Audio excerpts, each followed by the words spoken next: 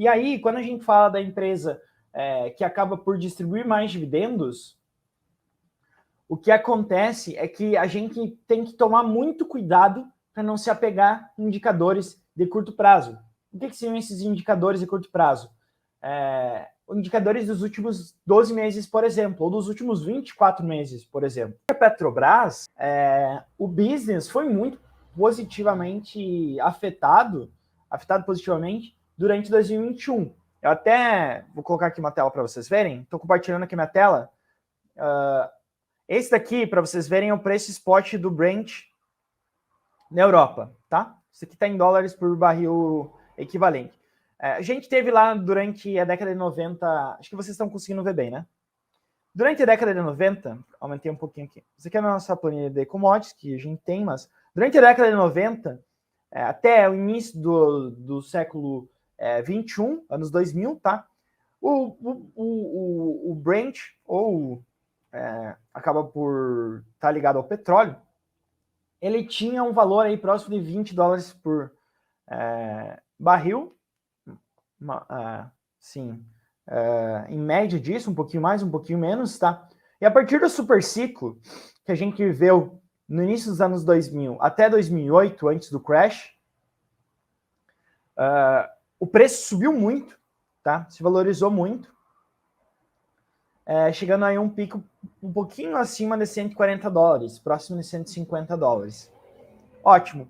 A gente teve a crise, caiu, e aí depois a gente teve uma certa recuperação chinesa, alguns países no leste asiático, e em 2015 a gente começou a ter novamente um problema, não só no Brasil, acabou que a crise global culminou com o mesmo período da crise brasileira.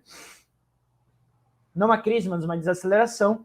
E aí, em 2021, com a pandemia, a gente teve uma queda gigantesca no Brent. Em maio de 2020, a gente teve uma queda gigantesca. Recentemente, com a guerra, a gente teve uma nova disparada.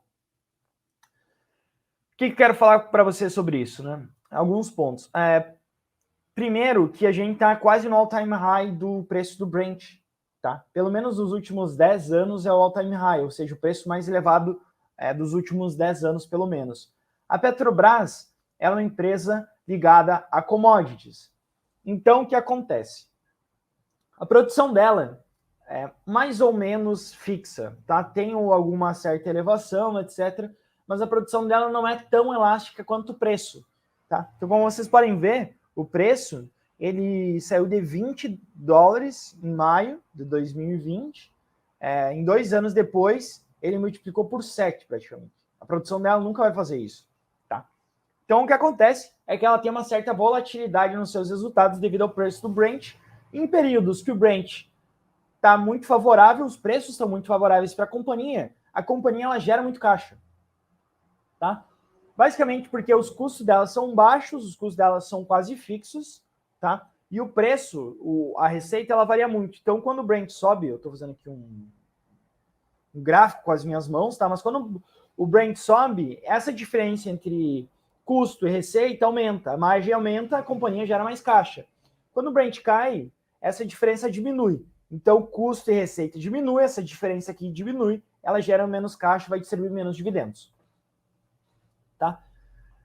Então, companhias como Petrobras, como Vale, elas são dependentes de ciclo, elas estão ligadas a commodities e commodities são cíclicas. E por conta disso, elas podem ter uma distribuição de dividendos mais cíclica. O dividend yield, eu já coloquei aqui comparado para vocês verem, tá? Mas o dividend yield da Petrobras em relação ao Banco do Brasil, a Petrobras tem mais que 2 vezes o dividend yield do Banco do Brasil, tá? Por conta disso, a companhia ela tem uma estrutura saudável. O que é uma estrutura saudável, João? Dívida. Pode parecer muito, tá, pessoal? Mas não é uma dívida líquida de 260 bi. Não é muita coisa para quando a gente pega a Petrobras. Tem uma estrutura financeira ok, tá? Ela já foi muito mais alavancada. Até posso mostrar aqui para vocês. Quando a gente pega a dívida líquida sobre patrimônio líquido. Do Banco do Brasil a gente não vai ter, né? Porque o Banco do Brasil é um banco. Mas quando a gente pega a estrutura da Petrobras, a gente vê que tem caído bastante nos últimos anos. Está num dos níveis mais confortáveis desde 2013. Tá? Dívida líquida sobre EBITDA também, tá bem tranquilo, tá? Como vocês podem ver, caiu muito. Desde 2014, 2015, quando a gente teve todos os problemas do Lava Jato, e aí culminou tudo, né? Diminuição do preço das commodities, Lava Jato, etc., maus investimentos. Ela está numa situação bem saudável de dívida. E aí, aliando tudo a isso, a companhia consegue distribuir muitos dividendos. E foi isso que aconteceu no último ano. A companhia teve um yield aí próximo de 20% em 2021.